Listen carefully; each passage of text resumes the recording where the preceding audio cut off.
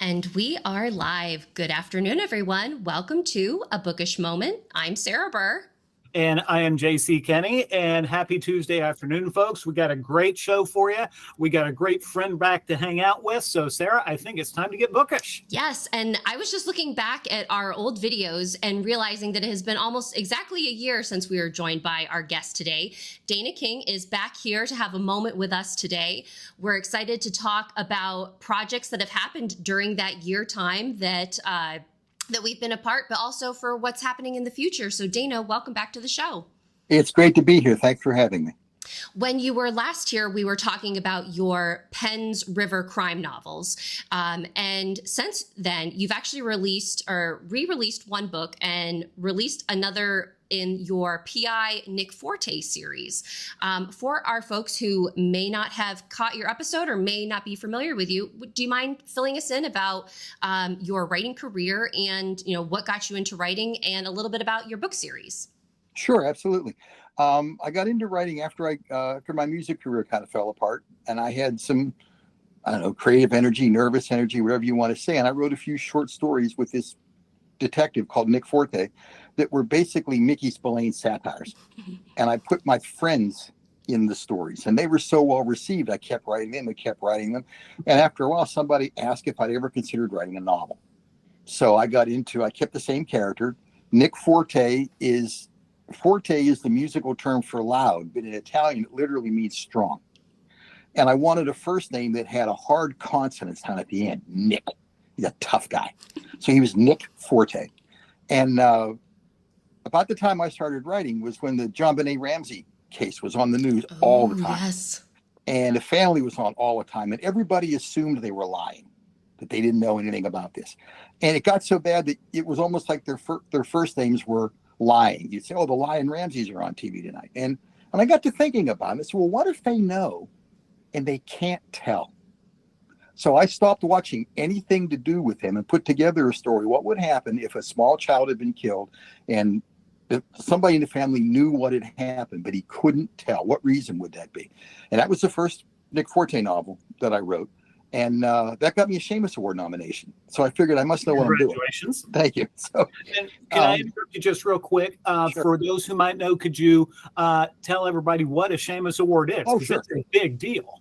Shamus Award is an award given out by the Private Eye Writers of America in 3 or 4 categories each year. And I sent the book in really just as a lark, just to see. And I was delighted with it. It came back. So I wrote 3 more Nick Fortes, and I couldn't sell them. No publisher wanted them. I published them myself. And then I came up with an idea for this Penns River series, which takes place in a small Rust Belt town in western Pennsylvania, which is based on 3 small towns I grew up in. And I created a small cast of characters, and I wrote, about a half dozen of those. And then I had a Forte idea I went back to. So I've gone back and forth between them for the time being, and dropped one standalone crime story in there. So right now I'm up to 16 with the 17th book, well, it'll actually be a Western, is coming out next month. So I've got 8 Nick Fortes, 6 Penns Rivers, and a 7th one about half finished. One standalone, and the Western will come out. But since I retired from working full time, I seem to be coming up with ideas faster than I can put them together. So I've got right now what I call treatments for another 5 books I need to write after I finish these, including the conclusion of the Penns River series when I get around to it. So yeah, I'm keeping plenty busy. That's exciting from just like a writing standpoint to know that you still have these ideas that are bubbling within you and being able to be like, okay, like there's going to be something after what I'm currently doing. I think that's like a big relief, I think, as a writer, to find that you have that. What's nice about how I like to do it, I don't like to bring in characters who necessarily have red shirts on when they start, or he's actually going to bring in 2 new characters who I tend to use for the book after that. But I'll have them rolled up, and they'll have an important thing to do in this book, but I'll be able to explore different things about them in the following book, which makes it, for my purposes, easier to make the stories character driven. If I know in advance, these guys are going to be in it. Here's what I know about them. What else can I learn about them? I think that's a very clever way of at least introducing new characters. And because we kind of run into, especially with series, when we're writing, and we tend to introduce new characters in every single book because you want to kind of widen who maybe your suspects will be, or who your pool of people to choose from will be. But also like having those folks kind of set aside for future adventures is a way to keep your cast small enough that your reader can continue to follow along, but fresh enough that new people are coming into town and being introduced and helping along with the story. The way I like to think of it, and Sarah, you probably won't remember this, when the Mission Impossible show used to be on, when Peter Graves was Mr. Phelps, when he was putting his crew together, he would go through like photo headshots of all the people he had to call from, and you would see some he would just throw into the don't use pile, and some he would throw into the pile of people he's going to need for this plot. And that's how I kind of look at my cast of characters in both series. Sometimes I'm not going to need these 2 or 3 people, so they just don't show up. But they're there from previous books if I want them again. Mm-hmm. And some people will show up in this book because there's a unique niche in this book they'll fit for. But if I have a large enough ensemble cast, I can pick and choose people. And the reader doesn't necessarily see the same cast except for the main characters all the time. But it also makes it possible for me to either kill off or seriously injure a repeating character, and they'll be surprised because they don't necessarily assume this person's coming back for the next book. And I kind of like, I've killed off one cop, and I've had one seriously injured who had to skip a book because she was shot up so badly. So now I can take that character and bring it back or not, and the readers aren't going to know. Nice. And I was just going to say, speaking of readers, I do want to make sure that we're shouting out to our folks who are joining us here live. We've got Regina wishing everyone a good afternoon, and Farmhouse Reader saying hello to everybody. So thank you guys for being here with us live.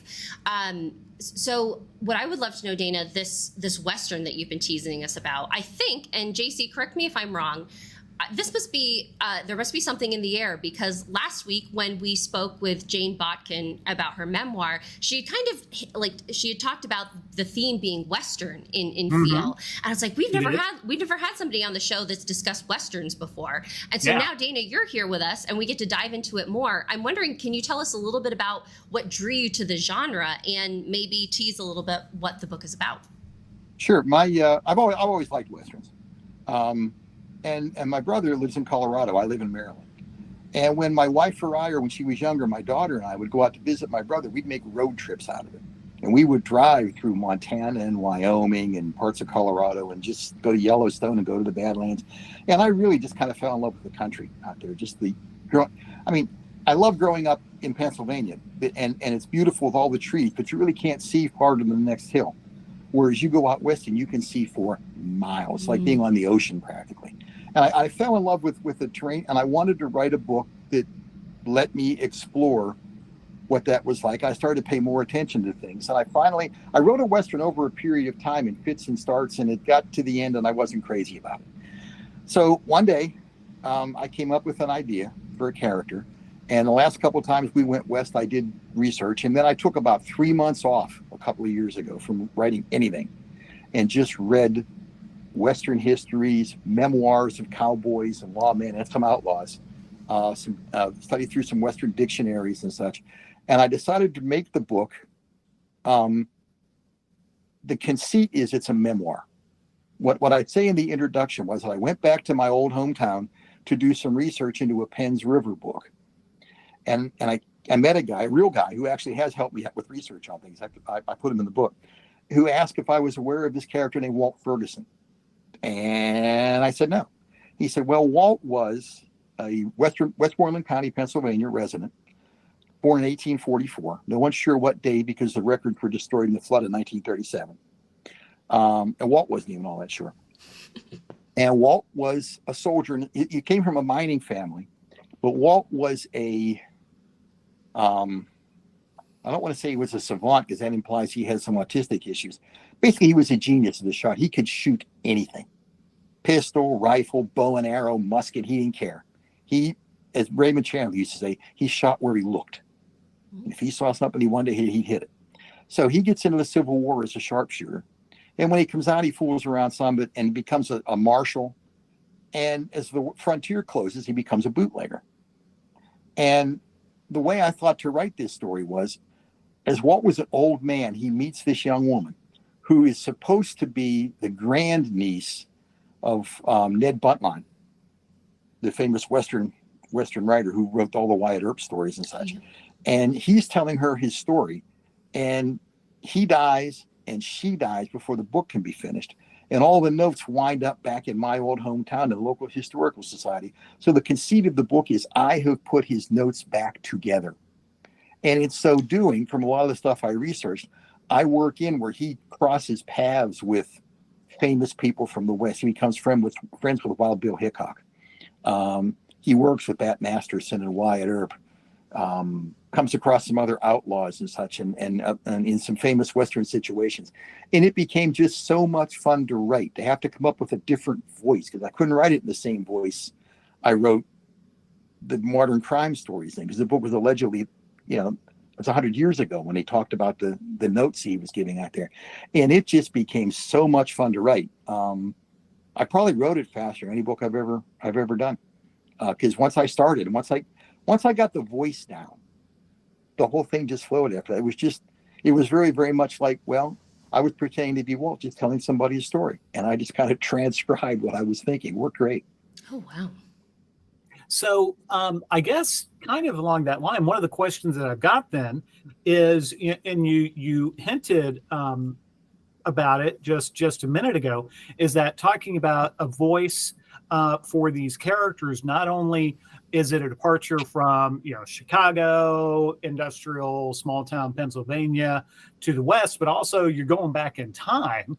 Can you tell us a little bit more about what it took for you to get to that point where you had the voice that you were happy with? What really helped, I didn't get to this right away. First, I read a couple of histories, but as certain people started to get mentioned in these histories a lot, I went back and took a look, and two of the most famous ones that were known as cowboys were a Texas gentleman named Charlie Siringo, who not only was a cowboy, but he became a Pinkerton. So I got a chance to see what it was like from being inside the Pinkertons. And then there was another guy named Teddy Blue. His actual name was Teddy Abbott. And he was a cowboy all his life. And he was one of the first people to in fact, the title of his memoir is We Pointed Them North. So these books were written by these gentlemen in the late 1800s, early 1900s. So it's not the flowery, very Victorian type of language that you tend to think of from that period that you read in people's letters, because they were just telling stories. I think they're both as told to books. So they're very conversational, and they both have wry senses of humor, and they both gave me a real good idea of what terms were used at the time. And that led to another problem I had where I wanted to keep that authentic. So it sounded like Walt was talking to you. So I just used the terms he would use. And then I would put editor's notes in right behind that to describe to a modern reader. For instance, what's a California widow? Well, a California widow was a woman who was left behind when her husband went to California to seek his fortune. And sometimes they came back for the wives, and sometimes they didn't. But a woman who was left alone where her husband went off was called a California widow. A drummer in those days, referred to drummers a couple of times. That's what they called a salesman in those days for some reason. I'm not sure why, but they did. So I didn't have Walt explain anything. I would just interject an editor's note to put that in there. But that allowed me to keep the voices much the way they were. When foul language showed up, Walt would either talk around it, or I would explain in the editor's notes, or in the introduction, that he sometimes got carried away. So I would go back to the old convention from 100 years ago, where you might put in the first letter and just leave a long line behind that and let you use your imagination. Or sometimes, depending on how foul the language was, for books 100 years ago, and at the time it was nice too. I'm reading Dashiell Hammett's original Continental Op stories. So you can tell exactly what kind of language was permitted in books 100 years ago. Mm-hmm. So I could say God damned, because you could do that then, but it was always 2 words. So I remembered that. You could say certain words that we use now and certain words you couldn't. And some you can imply. So I, again, put a thing in the introduction that said, well, to make it read not quite as archaically to modern readers, I left out some of the fouler words, because he does meet Al Swearingen. I based my Al Swearingen on Deadwood. So it's like Ian McShane talking. Well, and I use none of those words, but I put them in there so that no one's going to have any trouble knowing what he said. Mm-hmm. But I also take a second to have Walt just explain to the reader that Al Swearingen was the vilest, most disgusting person he had ever met, and couldn't deal with his language, and actually have Walt correct him in his language a couple of times. You can't speak like that around me. Little things like that to help kind of make it read like it's a modern book, but also had all the sensibilities of something that might have been written 100 years ago about things that happened 150 years ago. Wow, this project sounds incredibly fascinating and like a huge departure from what you have your PI novels and Doc Doherty. How did you decide to write this beyond this road trip? Because it just seems like this is like a monumental undertaking to basically become a historian and weave this into a book that the modern day public can consume. I've always been kind of a history buff. I've always been a fan of Westerns, although I should be noted, I am a fan of what I call bad haircut Westerns. And right away, so you both know what I mean. The old movies where all the cowboys were well groomed and well shaven, and no, about the time the Wild Bunch came out, or Clint Eastwood started doing things where you see people didn't shave for weeks at a time and they wore dirty clothes and everything, I think the stories also became a lot more authentic then. And it's just always fascinating me. Well, what did they live like in those days? Here's the most simple part when I research this. When you see a lot of people just go off in an old Western, it's just a guy on his horse. Well, they never did that. If someone went off by himself, he always had a pack animal with him to carry his food and his bedroll and his tent. They wouldn't just go off without food and live off the land. They always had more stuff than you thought they did. And it was important how to pick the animal. So I put a chapter in on how horses were chosen for somebody who was going to be a marshal. And it was one of those things where I didn't intend to do the level of research that I did. But the more I did, the more different things interested me. And I would read a book.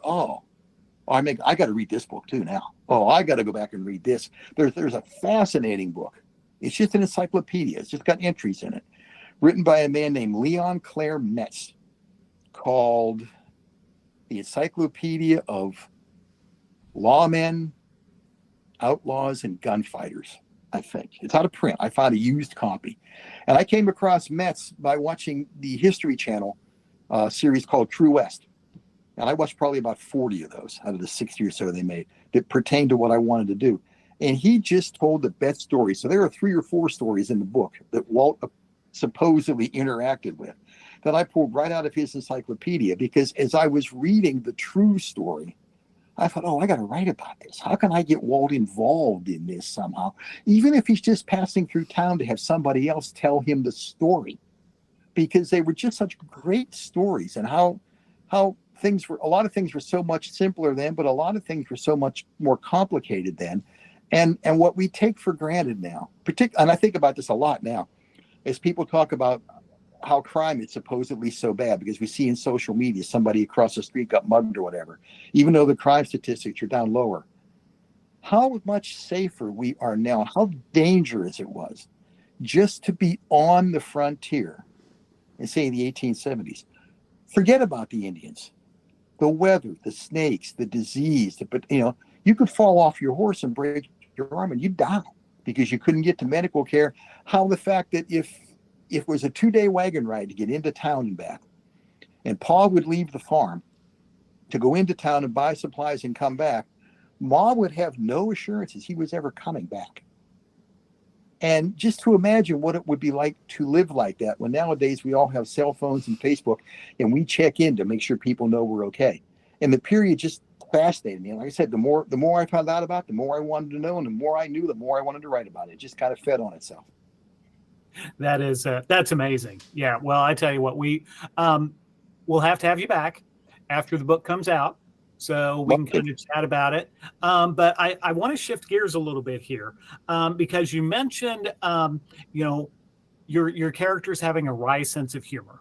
And that's certainly one of the things when I was reading Nick Forte, book 6, Off the Books, is Nick in his just classic, very much wry, noir, PI sense of humor. And folks, I'm just going to read one description that Nick has for one of the characters. This is really early in the book, but I think this just sets the tone. He's talking to a guy, and he says his teeth were as white and as straight as a Klan meeting. When I read that, I just burst out laughing, because I thought that was just so Sam Spade, any of those guys, Mickey Spillane, would have just smiled at that line. You know exactly what Nick is thinking of this guy. And I just thought it was brilliant. So I just got to ask you, how do you come up with those lines? Because they're just that one, like I said, it just floored me. And believe me, folks, there are gobs more of those in all your books. Well, two things come to mind, and both of them involve the beloved spouse. One of which, and she has to put up with a lot of this, is that about 10 years ago, I remember telling her, or actually posting in Facebook, I think, that life in general did a lousy job of amusing me. So I decided I would take care of that myself. And what happens to the rest of you is collateral damage. And if you're going to spend time around me, this is what's going to happen. But we'll be watching television, or I'll be thinking about something, and I'll be sitting next to my wife, and I'll just come up with something that might be apropos of what we're watching, or maybe something we're watching reminded me something I can use, and I'll say it. And she may or may not laugh. She generally does. She appreciates my humor for the most part. But she'll also come back often and say, that goes in the box. And she'll even go, you can never say that outside the house, because people who don't know you won't understand how you meant that. Well, okay. And she's right, especially nowadays, but it doesn't mean a character can't say it. Particularly if it's something that might be thought of as offensive out of context. Mm-hmm. Well, if I don't want you to like a character, or in the case of the example you gave with Forte, I'm letting you know right away what Nick thinks about this guy without having, the big thing, I'm a big believer in, as fewer words as you can get away with. Mm-hmm. That's all longer the book needs to be. So I could spend a page telling you what Forte thinks of this guy, or I could spend that paragraph describing him in disparaging terms. So the description is accurate, but you can tell he's got nothing good to say about this guy. And now I'm done. Yeah. I love that concept of the things that, as writers, and I'm sure JC, you can relate to this as well, the times that we have said stuff about our characters or about our books or things that we're working on to our partners, and God bless them for kind of going along with the ride and being like, okay, like whatever you say, that there's a little bit of collaboration in that effort. So it doesn't normally feel so. I think writing is a very solitary form of art that we do. But it's nice to have people in our corner that we can be like, can you vet this for me? Or does this make sense? And so that's great that your wife is able to help you. She's very much a collaborator. I don't have beta readers, but she's my beta listener. Mm-hmm. As I get a part way into the book where it's been put enough together where it's going to read like a book, usually if I second draft or so, I read her a chapter at a time as I finish them. Oh, nice. And then she'll tell me, I didn't understand what you meant by that. This character didn't show up before. She's good ideas. And that trip we just took to Florida and back in the car, we actually printed up the treatment for the book I want to write after this one. And the two of us went back and forth. Okay, what can happen now? What would this character do? How would that work? And who do I need to talk to find out more about what this character would do? And yeah, she's a wonderful resource, and she's always happy to spend some time. So she's really as much a collaborator as anything else now. That's fabulous. That's way cool. But what isn't cool is the fact that our time together is already drawing to a close. Yeah. We only have 5 minutes left. These moments have been going by so quickly lately. Dana, can you share real quickly before we kind of do our wrap up? You also have your blog, One Bite at a Time. Care to share kind of what you have been working on, featured topics, themes that you have covered lately?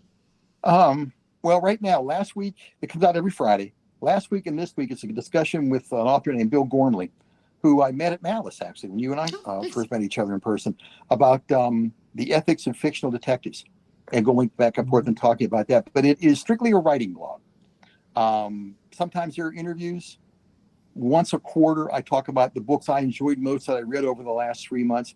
But generally, they're writer topics, often that I pick up from Facebook or something that happened to me about publishing or writing that I'll try to write 600 to 800 words on and get them out there once a week. And it's, a lot of people have said they're helpful to them, particularly when I talk about some of my struggles as a writer with marketing and with publishers and everything. But as much as anything else, they're therapy for me. If I have something that's just bothering me about writing or something I'm trying to work out, I write a blog post on it. And that usually makes me feel better. What it does for other folks, well, it's that collateral damage thing again, Well, the fact that you're able to do that on a weekly basis, I think is pretty amazing, because for me, it's like, man, I'm lucky if I can get a blog in like once every 2 months or so. Well, you're doing all this. I'm not doing any of that. So that's where your time goes. I don't do any of the online podcasting stuff, except when I'm a guest. Well, I mean, it sounds like you've Dana, got a lot. believe me, it's I'm pretty much like you. I show up, and Sarah does it all. But it sounds like, Dana, you've got a lot, like, you're talking about the treatment that you have for an upcoming book, that you have like 5 other ideas that you're got ready and wanting to pursue. How do you decide what's next? I hadn't planned on writing this many Nick Forte books before I went back. I planned on taking a couple of years off in Penns River because I'm ready to wrap the series up. And I have a 3-book arc where I kind of know what's going to go on in each story. And I'm going to write all 3 of those back to back. But as I'm working on Forte, since I hadn't done much with him for a while, ideas for his stories keep coming up, and they're coming to my head much more fully formed than the Penns River stories down the road are. So I'm just rolling with it, and I'm writing that. But I've also got an idea for a story. I've always wanted to write a heist novel.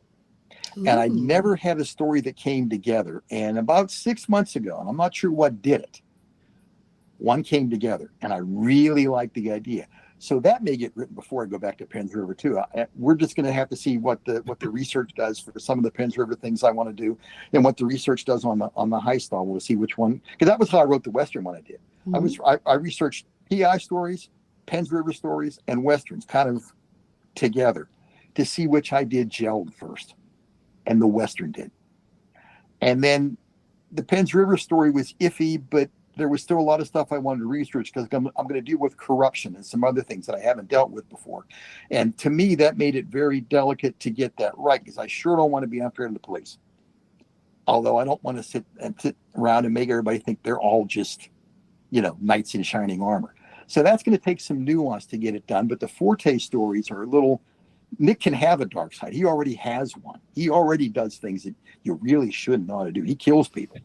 So the Forte books are now just kind of falling into line for me. So it looks like I'll write this one and then the next one. And then there might be another one after that I have ready to go that's Forte. But while I'm doing those now, I'm fleshing out the treatments for the heist book and the Penns River book. So when I turn to writing them, the treatment should be down, the outline should be about ready. It'd be a matter of taking a couple of weeks off and jumping right into them. At least that's the plan. Well, if you need any research inspiration for your heist novel and you're a podcast listener, there was Michael Caine hosted a podcast called Heist on, I think it was like an Audible original thing. And it was, I think, probably six, 7 episodes of different heists that have happened within America's history. And they were fascinating. It made me, I was like, I got to watch heist movies because I just really, really liked learning about them. You just reminded me where the heist idea came from. with that comment. There was a series on, I think it was Netflix, hosted by Pierce Brosnan, of great heists. Ooh, okay. Of the last 50 years or so. And I started to see like what some of the threads were. I thought, oh yeah, you could do this, you could do that.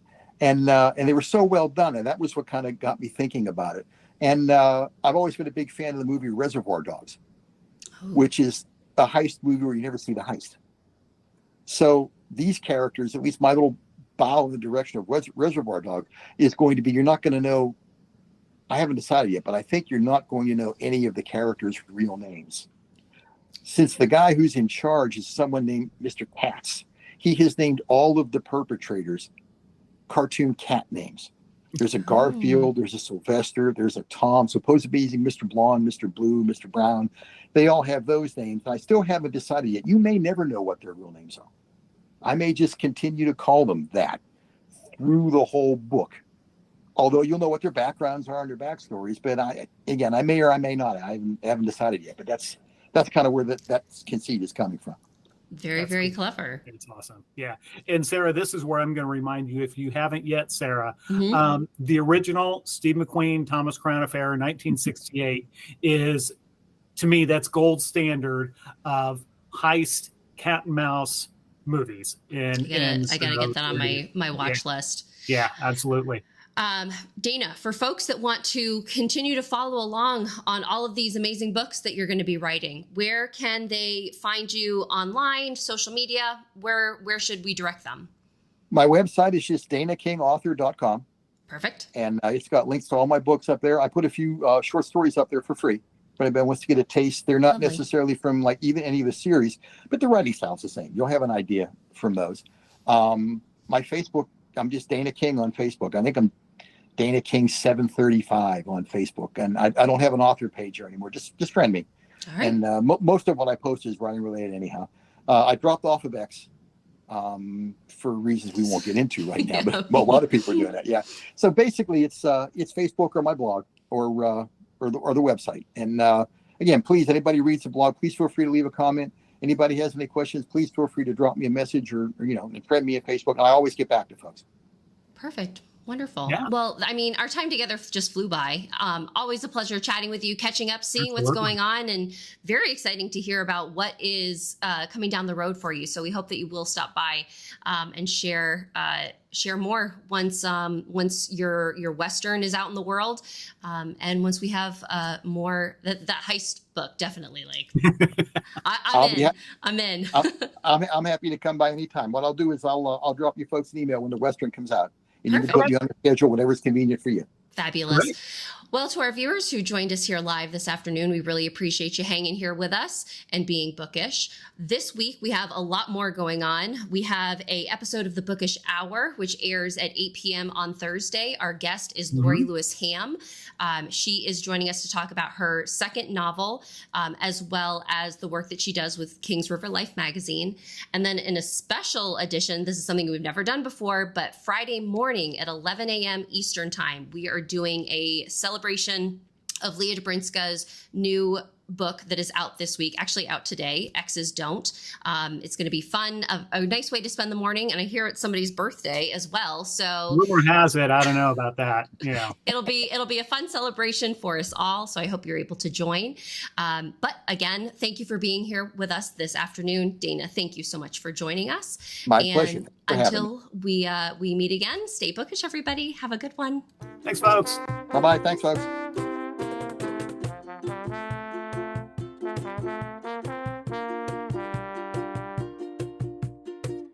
Thank you.